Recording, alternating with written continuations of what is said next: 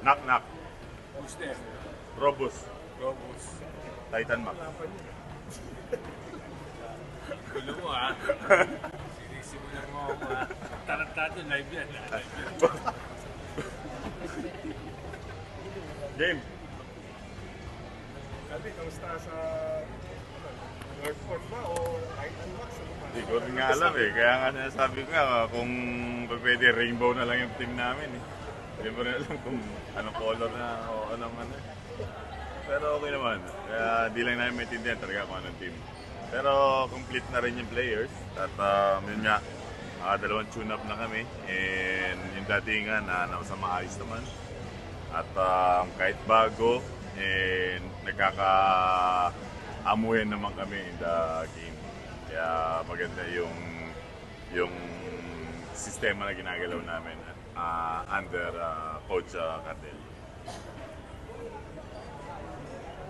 Ano sabi sa lakas ng team ha? Mukhang ano pa naman kayo, competitive pa rin kayo. Actually kami, hindi naman kami nag-ano sa malakas na team eh. Siyempre, hindi naman forget na ganun ka-tune-up, ganun yung nakalaban namin sa tune-up. Eh, ganun yung tatakbuhin namin in the game talaga. May iba at may iba. Siyempre, may tune-up nga para at least makita natin kung ano yung dapat na kalabasan ng tune-up at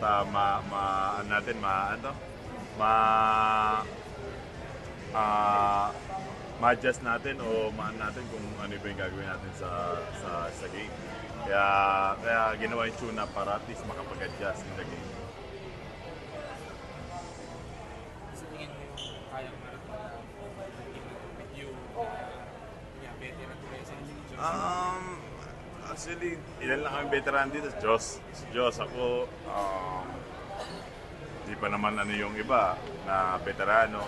And sa Northport, yung mga natira, ilan na lang, di ba? And then bago, halos 3/4 ng team bago. And di pa natin alam kung anong bang mangyayari sa season. Kasi di sa tune-up game, para maganda eh. Siyempre, may iba yan pag season na. Iba na yung datingan, iba na yung pressure, iba na yung galawan, di ba?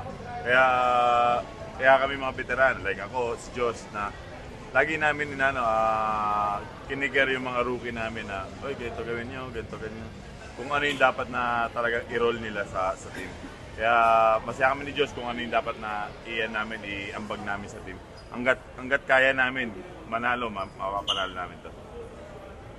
Mas mabigat ba o challenging yun? Kasi nga yung role mo ngayon. Yes, oo, mabigat. Challenging to sa amin. Sa akin, kay Josh, kami team nandito sa team. And siyempre nga, bago, hindi natin alam kung anong kapalaran namin ngayon. Basta ang gagawin namin, lalaroin namin bawat game na iyan namin. I-ready namin sa rin namin. Sa mga bossing nyo, sa Pure Plays? Wala pa, hindi ko pa talaga nakikita yung mga bossing na kung sino ano eh. Pero sa akin, siyempre, practice muna ako dumidiskarte kung ano yung practice namin.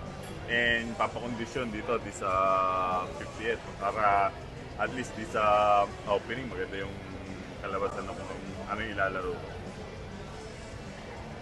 Yung last conference na trade ka, from Magnolia. Tapos ngayon, ang daming changes din sa Magnolia. Ano masasabi ko na former Gilas teammate mo pa sa LA. About that, wala na akong idea eh. And yun, Paspas is is a new future, new dream kung ano yung mga dumating sa akin ngayon. At ano lang, i-grab ko na lang kung ano yung dapat ko ipakita, kailangan ko ipakita. Okay na, uwi na ako. Uwi na ako. Wala na eh, tapos na. Pero di ba nakikita yung mga may-ari? Hindi pa, wala pa nga eh, hindi. Baka next week pa lang ata, wala ka rin kami team building eh. Oo. Sana kami maglaro ng Dubai. Oo. Okay? Uwi na. Hindi na, magutom muna kayo. Kakain na kayo.